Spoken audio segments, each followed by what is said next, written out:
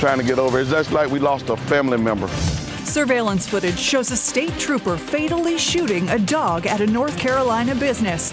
Why the owner says he believes the shooting wasn't justified, and the State Highway Patrol's response. Then, this is what you see on television. This is not real. And that was the very first thought I had. We're learning more about the 5 people that died in a massive house fire in Harnett County. I'm tracking severe weather threats for multiple counties. What to expect in your town.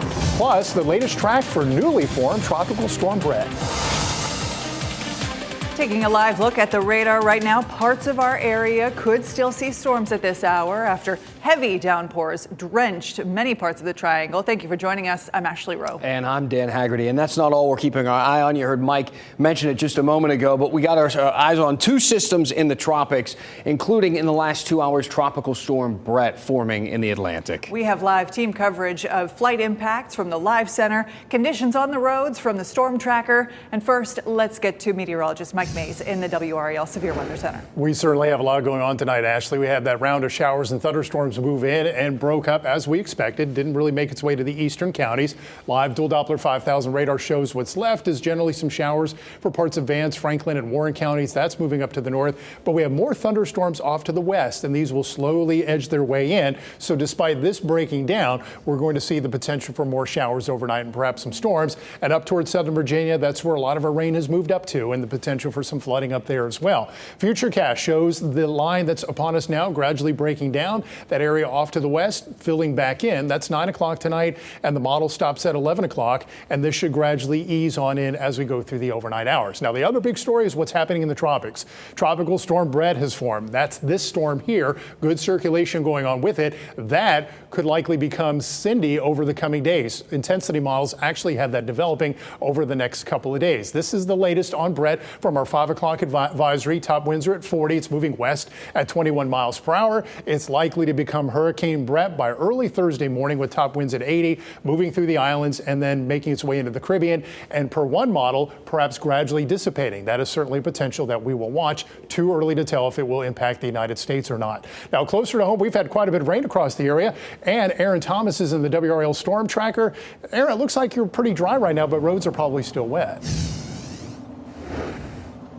Yes, thankfully we have entered this period where things have dried off a little bit. I'll show you what we see right now. This is currently Interstate 40 going eastbound. We're currently in Durham. We did receive reports of several trees down in different parts of Durham, just to give you a sense of the intensity of the storm. I do want to show you some video that we captured here in the WRAL Storm Tracker from earlier this evening. It comes from Highway 64 over in Chatham County. The conditions were so heavy over there at some points. The visibility was low through our windshield, and it was also hard to see some of the cars in front of us, and we had to slow down, and we had that heavy rainfall that lasted more than an hour, but we've seen different pockets of rain. Durham, Wake County, also Chatham County. Of course, we'll continue to monitor conditions on air and online, but I do want to send things over to Brett Neese, who's in the WRAL Live Center, monitoring any airport delays. Brett? Yeah, we're doing that, and we're looking at road conditions as well here in the WRAL Live Center. Aaron, the map here is turned pretty much all green all the way around. That's the good news here at this hour as this rain has moved out. Our live camera, our live picture, it's a very wet afternoon and evening at RDU. Over here on our cancellation board, we're up to 9 cancellations at RDU, 108 delays so far today at RDU. Taking a look at the misery map itself down in Charlotte, they're dealing with a number of delays as well, 68 and 9 canceled flights so far. Continue to keep an eye on these numbers. Ashley? All right, Brett, thank you. And make sure to have the WRAL weather app handy as we track unsettled weather much of the week. It allows you to keep radar at your fingertips, and it's free wherever you download your apps. A surveillance video here shows the moment a state trooper fatally shot and killed a dog in Northampton County at a business there. It happened Friday night in the town of Rich Square. This is the dog. This is Coco. The business owner says he believes this shooting was not justified, that his dog didn't pose any threat. WRAL's Keenan Willard, though, took those families' concerns to the State Highway Patrol, which is standing by the trooper involved. Rodney Majette owns the R&P car dealership in Rich Square. On Friday night, his sister was at the business with her dog Coco, a 1-year-old pit bull. Around 8 p.m., a state trooper pulled up out front, and Majette's sister went out to meet him. And when she opened the door, she just shot past her because she didn't know whether she was going home or whether she was just going outside to play. Coco took off toward the trooper. The dealership's surveillance camera started rolling just as the dog got to the trooper's car. You can't see the dog on camera, but the video shows the trooper back up several steps into the road before shooting the dog one time, killing it. From a puppy, he felt threatened, and he just shot her. Majette says he doesn't understand why the trooper was on the business's property or why he shot the dog. Majette believes the trooper reacted with lethal force too quickly because the dog was a pit bull. It's just been a rough weekend, that's all. Trying to get over it. It's just like we lost a family member. WRAL took the family's concerns to the State Highway Patrol. There was the belief that the vehicle involved in a hit and run investigation was at this location, which we did find that vehicle to be at the location. Highway Patrol says the trooper was at the business legally to investigate a crime, and the trooper is still on active duty after an internal review found he acted appropriately during the shooting. A pit bull running at full steam, aggressively charging at the member and barking. The member you could see him backtracking in the video to a point where he backtracks onto a side street. He is now on the road and put himself at danger. The Majette family says they don't know anything about a hit and run investigation at the business. They're contacting animal welfare groups to see what action they can take after this incident. For shooting our dog on our own private property. We're reaching out to anybody and everyone. Keenan Willard, WRAL News, Northampton County. Investigators say a Johnston County homeowner shot and killed a man trying to break into his house while his children were inside. This unfolded last night on Parker Street in Wilson's Mills. Deputies say they got to the scene after the homeowner, identified as James Keith, shot the man. They say the suspect made contact with Keith's children and attempted to break into the home.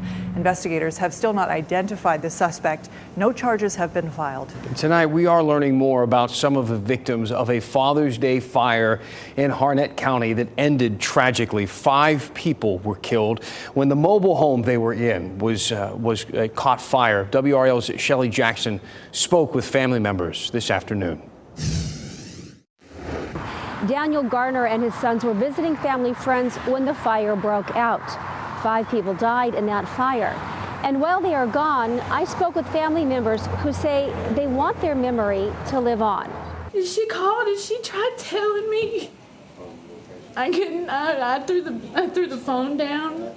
I didn't want to believe it. All I understood was that Carson was gone and that there was a fire. It's too horrific to be something that was real.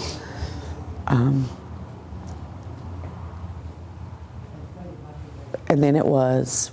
It's the call no one ever wants to get. I was in disbelief. On Saturday, Carson and Caleb Garner spent the night with their dad, Daniel. They planned to spend Father's Day together. But in the early morning hours, a fire broke out at the home where they were staying. Today, the Garner family is leaning on each other, finding comfort in their memories. People leaned on him. He was just easy to talk to. He was the comfort in our home. And he was an amazing daddy. Daniel and his fiancée, Amanda Cox, had 5 kids between them. She is also Caleb's mom.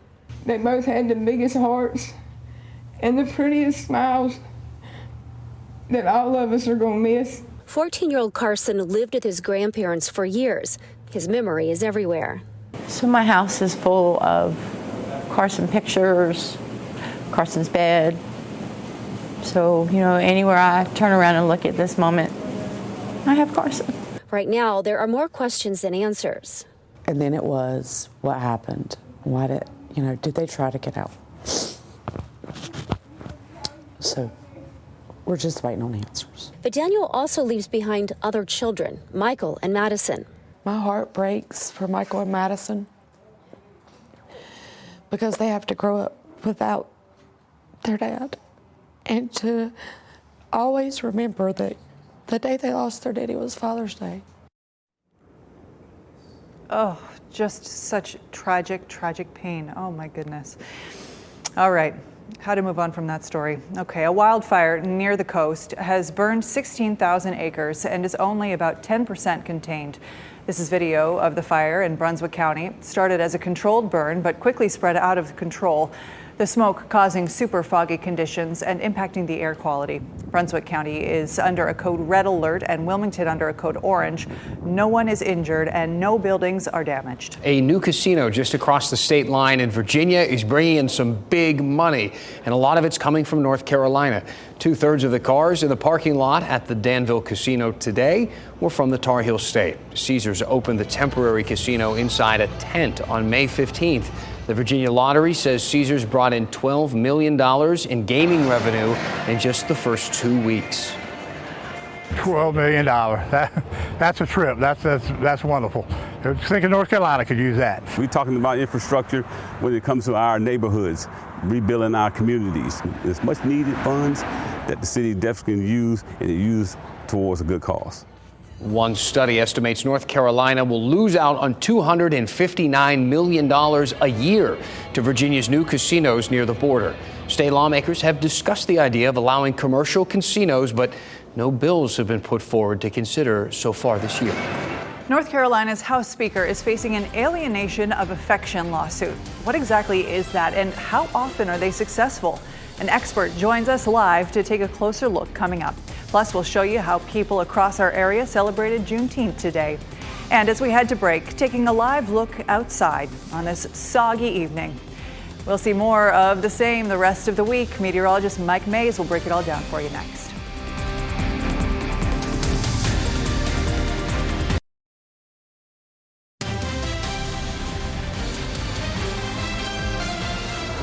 A deceptive lingerie membership collected hundreds of dollars from people, and now the company will have to pay that money back. Adore Me mostly sells lingerie online. It had a VIP membership program, and the North Carolina Attorney General's office says it was hard for customers to cancel. Customers were charged up to $40 a month unless they bought something or paused their account. The AG's office says they've settled with Adore Me. More than 25,000 people in the state will share up to $700,000 in refunds. 5 on Your Side read through the settlement and found customers should get an email about how to make a claim in the next few weeks. A bill increasing punishments for power grid attacks is now law in North Carolina. Governor Roy Cooper signed the bill this afternoon. It imposes a penalty of nearly 5 years in prison for anyone who attacks the power grid. This is in direct response to shootings that targeted 2 power substations in Moore County last year. They caused days-long blackouts. Police have not named any suspects. A $75,000 reward is still being offered for information leading to an arrest. North Carolina Central University hosted an event today titled Honoring Juneteenth in Our Courts. 2 state Supreme Court justices and a retired Superior Court judge spoke about the importance of the holiday and racial equity in the court system particularly. Former Judge Gregory Weeks told the crowd that Juneteenth reminds us to look back and look ahead.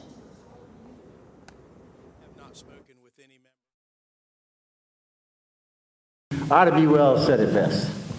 Unless we are willing, and I'm paraphrasing, unless we are willing to confront the truth of our past, we will never be able to make progress in our future. The event also featured local musicians, poets, and a theater production. Panelists said they're grateful Juneteenth has been recognized as a federal holiday, and they're hopeful the state will soon follow suit. A lawsuit filed against North Carolina House Speaker Tim Moore accuses him of using his position of power to engage in an affair with another state government employee. Former Apex Town Council member Scott Lassiter filed what they call an alienation of affection lawsuit. It claims Moore was having a multi-year affair with his wife. Both she and Moore deny these allegations. North Carolina, though, one of only a few states in the country that even allows this sort of thing, a husband or wife to sue a person who had an affair with their spouse. We want to bring in Charles Ullman, a local family law and divorce attorney, joins us now live to walk us through a little bit of this from a legal perspective. First, can you just explain how rare this is? How many other states even allow this type of thing? Very few, actually. There are about 6 states that allow alienation of affection cases at this time. How often? I mean, okay, just because they allow them doesn't mean this is a common thing. I mean, I can't say I remember hearing of this before. How often are lawsuits like these filed each year in, let's say, a place like North Carolina? You would have probably in the neighborhood of 500-600 cases would be my estimation for that. It'd be very difficult to track because until recently you could only go to the courthouses to see how many would be filed. but that would be my estimate. Well, you would think if somebody is upset, if there was adultery or alleged adultery in a marriage, that somebody would take this step. Are they often successful when they are put in front of a judge? They are successful in the sense that you look into it and make sure that you have a valid claim that the client wants to pursue. So yes, they are successful, and we take a look at all the things that are necessary for the elements to be met in front of a judge or a jury, and go through that with the clients from the first time they come into our office. Typically, what makes a case strong? What types of evidence, powers their claim a bit? Is it texts, pictures, that sort of thing? What is used in a case like this? We certainly use text, emails, cell phones are full of evidence all the time, but we want to look for something where there's a genuine affection between the couple, where it's a long-term involvement typically adds to the dollar value and to the claim. So it's not something just at the end of the relationship, but something that's gone on for years, and something that's been multiple acts between the parties, and something that would be the spouse that's involved in it and the paramour, the third party, the person who's getting sued. So that would be the two people that are involved, and there aren't other issues about that person having an affair with yet another person or two or three other people beyond the person that you're suing. Okay, very interesting. You learn something every day. Thank you. Appreciate your time. Thanks for doing the interview with us tonight. And for anyone at home, we have posted the full lawsuit, if you're interested, of this story on WRAL.com. Boy, oh boy, meteorologist Mike Mays, you have been busy today. Here's a live look in Durham at the DBAP. It looks like storms may have passed through here by now, as I see a little bit of the sun coming through. Yeah, it's trying to break out. The first round of rain has moved on by, broken up, dissipated. Rain has scooted up into Virginia. Although over Warren County, there's some showers that are trying to come back to life. Southern counties, Bladen County, seeing some rain, and you can't help notice this off to the west, where still a tornado warning in effect till 7:45 for parts of Iredell County. It looks like just near Kannapolis, it's moving slowly to the east at about 15 miles per hour. This region still in a level 1 risk for severe weather, and we'll watch this as we go through the evening to see how quickly it makes its way in. Join me tonight at 10 on Fox 50 and 11 on WRAL. We'll look at this. We'll also look at new model runs to talk about rainfall potential for tomorrow. And you can see up across Southern Virginia, Halifax, Mecklenburg County, seeing some rain move through, and what's here in Warren County may make its way up to South Hill. So if you guys need some rain up there, watch out for it over the next hour. Apex, the roads are still a little damp. The clouds are still hanging with us. It cooled down big time today after our 90 out at RDU. We're down to 72, 74 in Fayetteville after 90 today. We will not be in the 90s tomorrow. I anticipate an overcast for the day on Tuesday with a good chance for showers and storms, some coming in the morning, more later in the afternoon. And last week, Kat and I were talking about low pressure being cut off to the west. What we call a cutoff low. It gets cut off from the main jet stream, so it kind of just sits and spins for a while. This is quite unusual for the month of June. We don't tend to see cutoff lows in the summertime. This one's just going to generate a lot of rain in the coming days. Could be multiple inches of rain over the next 7 days, and each day through Wednesday, we do have that potential for flooding because of the potential for heavy rainfall. We start tomorrow morning at 5 a.m. We wake up to an overcast. There will be some showers around, maybe an isolated thunderstorm. Elizabeth will be here tomorrow morning tracking all the activity, so you have a good shot at rain in the morning, so make sure you step out with your rain gear. And then through the day, we see showers and perhaps some thunderstorms as another wave comes on in, and this wave itself will contain some heavy rainfall that could prompt some localized flooding, maybe some flood advisories for the day tomorrow. And then by Wednesday, with the ground being more wet, there could be some flood warnings, flash flood warnings. We'll be on the lookout for that, again, especially for the day Wednesday. So those showers and storms early have faded away. We'll look for just a chance for a shower or storm overnight. Lows will be in the 60s to about 70. The morning commute, especially on the west side of the viewing area, should be rather wet. 80% chance of rain at 8, 9, 10 a.m. Temperatures running in the 70s. Make sure, again, you have that rain gear and keep it with you throughout the day tomorrow. Showers and storms likely early in the day, and then later on during the afternoon and evening commute, they're still around. 79 for us here in Raleigh tomorrow, 80 in Fayetteville. For the summer solstice on Wednesday, temperature around 76. That's quite unusual. Our normal high is 88. We're far from that for the day on Wednesday. 80 on Thursday. We head into the weekend getting back to normal. Rain chances drop off, but still could see some showers and storms. And this is much needed rain. Things are really starting to dry up out there. It is much needed. Rain. Mike, question for you. For those of us with rain-averse dogs, what do you suggest? Get out there tomorrow morning before 9 a.m.? I would say look at the radar in the WRAL weather app to see if there's any in your neighborhood. Can't guarantee that anything will be dry at that point. All right, thanks. Big umbrella. Yes, exactly. All right, so I do want to mention we are following some breaking news, weather-related, some weather damage in Durham. I want to get things out to Eric. Eric, what do you see? Well, Dan, we've got reports of trees down all around Durham this afternoon, including, look at this right here, a tree crushing a bus stop. We'll have more details on all this coming up.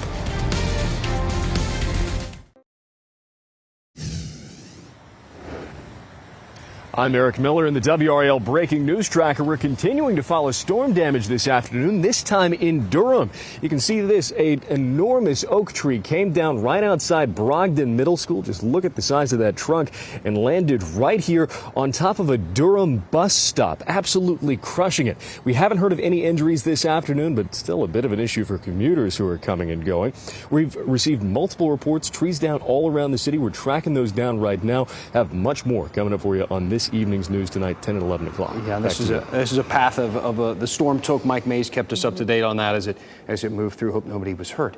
A rare white squirrel was spotted in the Triangle area. A resident captured this photo. The critters are most often found in different parts of North Carolina, making this a special treat, as the last time one was reported being seen in the Triangle was 2016.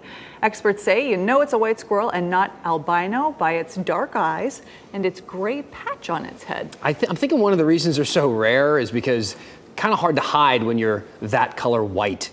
You know, and all those hawks up there looking around for you. It's quite cute. Well, good luck out there, buddy.